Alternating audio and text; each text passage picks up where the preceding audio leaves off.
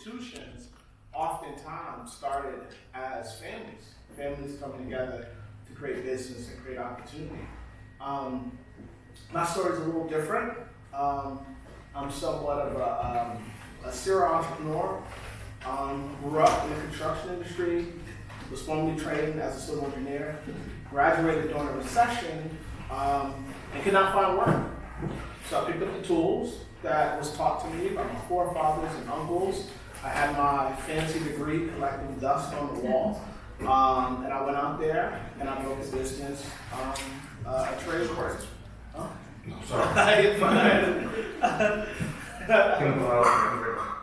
Sorry.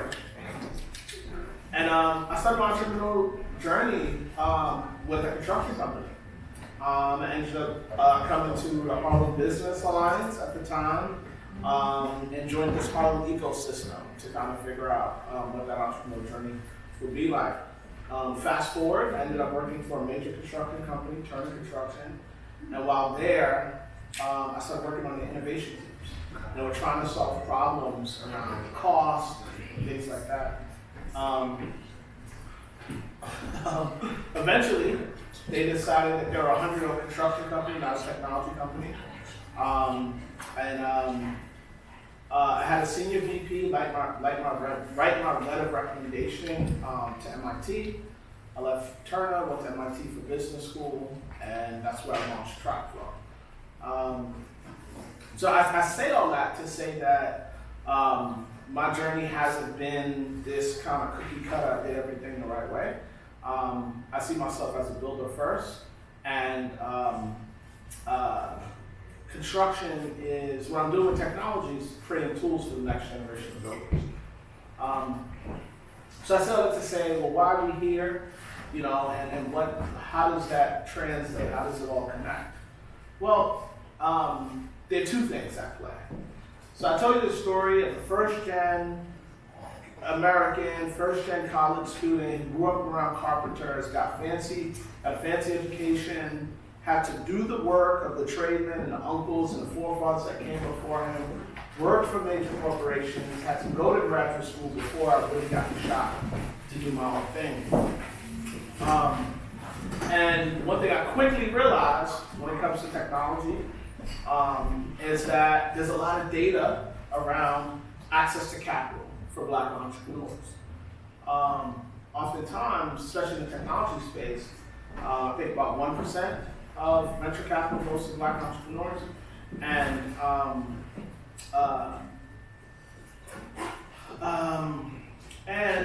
technology has been one of the greatest wealth creation vehicles of the 20th century. We're talking about billion-dollar organizations, not just from the founders, but for that early team, those early investors. When a company goes from zero to IPO, there's so much wealth that's created in that moment. And for me, I've always believed that entrepreneurship and wealth creation in Black communities and communities of colors is a form of activism. That the great work of our generation is not a civil rights issue, it's accessing capital in a capitalist society.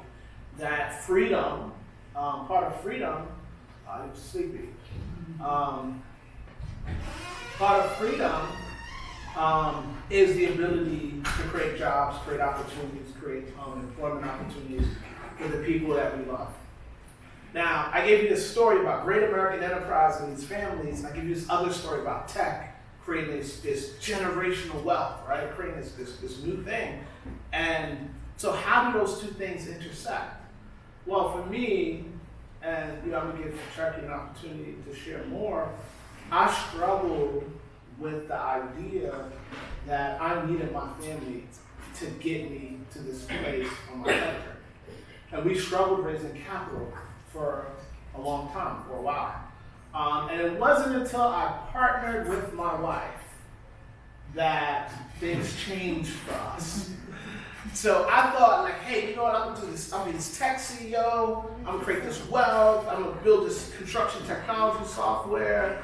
I went to the right places, but still, the investors weren't putting, they weren't writing the checks. So we decided with Rob back in, what was this, 3 years ago. 2021, we decided that we were going to explore equity crowdfunding. And instead of waiting for venture capitalists to decide if they were going to put us on or not, that we're going to take it to the public. We were going to create investment opportunities for from everyday Americans, and we were going to raise money our way. We were not going to wait for institutions to tell us if we could get put on or not. But I'm a builder, I'm an engineer by trade, and I didn't really know how to curate events and curate people. And that's where Sharpie came in with this organization that came out of the time we spent in business school called Connect. And I want to give you an opportunity to kind of introduce yourself and tell the story of Connect. I told them kind of how we got up to this Tracflo journey, where I was at, and about at what point you came in and how that was crucial to us. Oh, okay. So you told them how I introduced you to Serena. I mean, you guys covered that.